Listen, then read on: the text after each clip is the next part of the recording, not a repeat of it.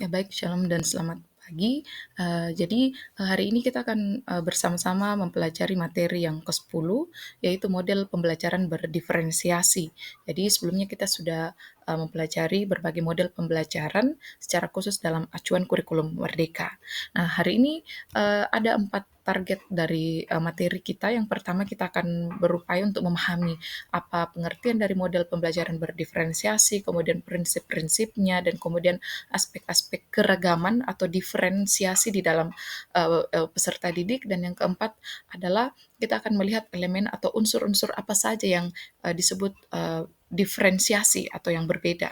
Nah, sebelumnya guru harus memahami bahwa tidak ada hanya satu cara atau metode atau strategi yang dilakukan dalam mempelajari satu bahan pelajaran atau satu materi tertentu. Jadi satu materi itu bisa menggunakan berbagai metode. Dan kemudian perlu juga dipahami bahwa untuk menciptakan pembelajaran yang sesuai dengan karakteristik atau keunikan peserta didik, itu guru perlu memperhatikan model pembelajaran yang sesuai sehingga peserta didik itu dapat berkembang sesuai dengan potensi atau bakat dan minat mereka yang berbeda-beda. Nah, sehingga perlu dipikirkan sebuah cara yang dapat mengakomodir atau mengcover semua keunikan dan kebutuhan peserta didik yang sangat amat beragam di dalam kelas, dalam proses pembelajaran. Nah, berdasarkan hal-hal tersebut, kurikulum Merdeka pun kemudian menghadirkan model pembelajaran berdiferensiasi. Nah, sebenarnya model pembelajaran berdiferensiasi itu bukanlah hal yang baru. Model pembelajaran berdiferensiasi ini em, telah ditulis oleh Carol and Tomlinson tahun 1995 di dalam bukunya How to Differentiate Instruction in Mixed Ability Classrooms, mengenai suatu pengajaran yang memperhatikan perbedaan individu peserta didik. Nah, kemudian idenya ini dikenal dengan differentiated instruction atau yang sekarang kita sebut pembelajaran berdiferensiasi. Nah, mari kita lihat model pembelajaran berdiferensiasi itu dari asal katanya saja diferensiasi, different artinya berbeda. Nah, proses belajar mengajar yaitu di mana peserta didik dapat mempelajari materi tertentu, materi pelajaran itu sesuai dengan kemampuan, sesuai dengan apa yang disukai dan sesuai dengan kebutuhannya masing-masing sehingga mereka tidak merasa frustasi atau gagal di dalam pengalaman belajarnya. Nah, kurikulum Merdeka menghadirkan model pembelajaran berdiferensiasi ini um, untuk memudahkan guru, untuk membantu guru dan bahkan peserta didik agar peserta didik itu dengan keberagaman mereka dari segi minat, dari segi potensi mereka itu dapat tetap mengikuti proses pembelajaran di dalam kelas. Nah, prinsip-prinsip kunci pembelajaran berdiferensiasi. Nah, sebelum kita melihat prinsip kunci pembelajaran berdiferensiasi, pembelajaran berdiferensiasi harus dibentuk melalui cara berpikir guru yang menganggap bahwa setiap anak itu dapat bertumbuh dan berkembang secara optimal sesuai dengan kapasitasnya masing-masing.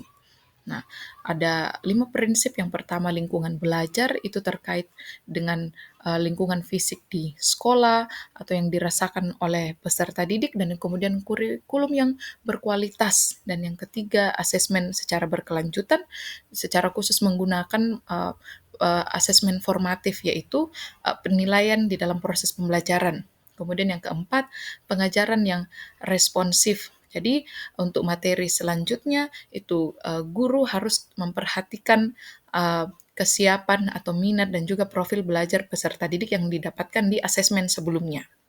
Kemudian yang kelima itu prinsip kepemimpinan dan rutinitas di dalam kelas. Jadi guru itu sebagai pemimpin, guru yang memandu atau memimpin atau mengarahkan peserta didik di dalam kelas sehingga peserta didik dapat mengikuti pembelajaran dan bahkan mematuhi, menyepakati peraturan yang sudah ditetapkan di dalam kelas.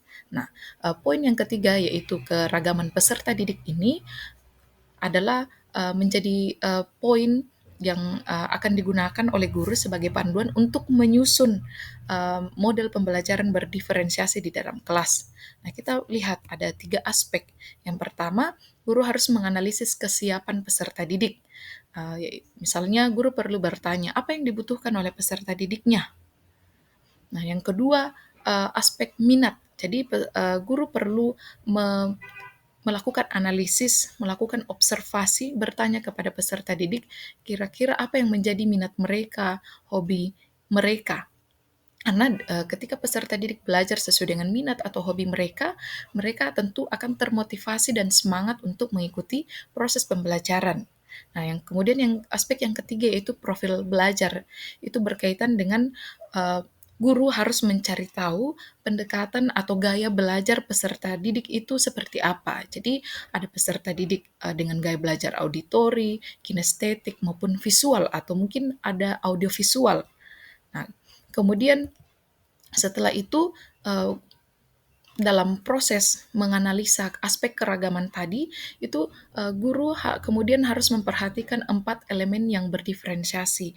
Elemen yang berdiferensiasi yang pertama itu ada konten, yang kedua proses, produk, dan lingkungan belajar.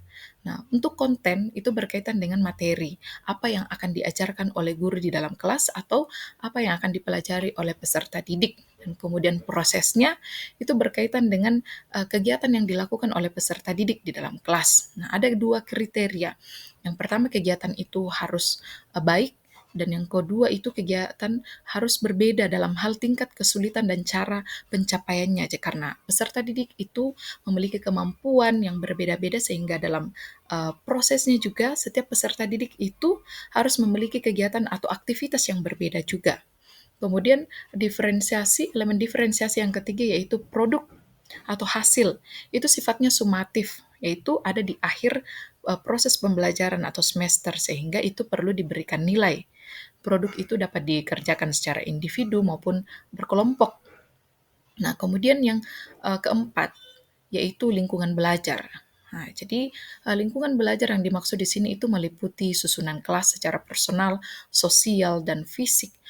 Itu bisa berkaitan dengan posisi tempat duduk, pengaturan posisi tempat duduk, atau mungkin latar belakang peserta didik, atau mungkin uh, peserta didik duduk dengan memperhatikan tingkat pengetahuan mereka, dan sehingga peserta didik itu dapat merasa aman, nyaman, dan tenang di dalam mengikuti proses pembelajaran karena kebutuhan mereka itu terpenuhi.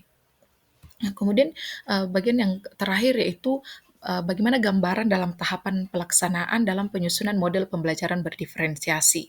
Nah, jadi ketika guru mau menyusun model pembelajaran berdiferensiasi, yang pertama harus melakukan analisa atau observasi terhadap kesiapan belajar peserta didik atau profil belajar peserta didik, yaitu apakah kemampuannya awal, menengah, atau lanjut. Sehingga tentu perlakuan guru terhadap peserta didik yang memiliki kemampuan di bawah rata-rata, menengah dengan di atas rata-rata itu pasti berbeda. Aktivitas atau kegiatan yang diberikan itu berbeda. Kemudian juga perlu memperhatikan menganalisa gaya belajar peserta didik. Ada anak-anak yang auditori, ada anak-anak yang kinestetik dan juga visual. Nah, kemudian menentukan bertanya kepada peserta didik mengenai minat mereka. Nah, kemudian dari keberagaman tersebut, kemudian guru dapat menyusun atau menentukan kira-kira untuk mencapai satu tujuan yang sama, itu peserta didik dapat mencapainya, melakukannya dengan cara yang berbeda-beda sesuai dengan minat mereka. Ya, jadi tugasnya untuk hari ini tolong mahasiswa, rekan-rekan mahasiswa menjelaskan kelebihan dan kekurangan model pembelajaran berdiferensiasi. Nah, untuk materi selanjutnya kita akan bersama-sama melakukan analisa atau praktek untuk penentuan model pembelajaran berdiferensiasi. Demikian materi kita hari ini. Terima kasih. Shalom. Tuhan memberkati.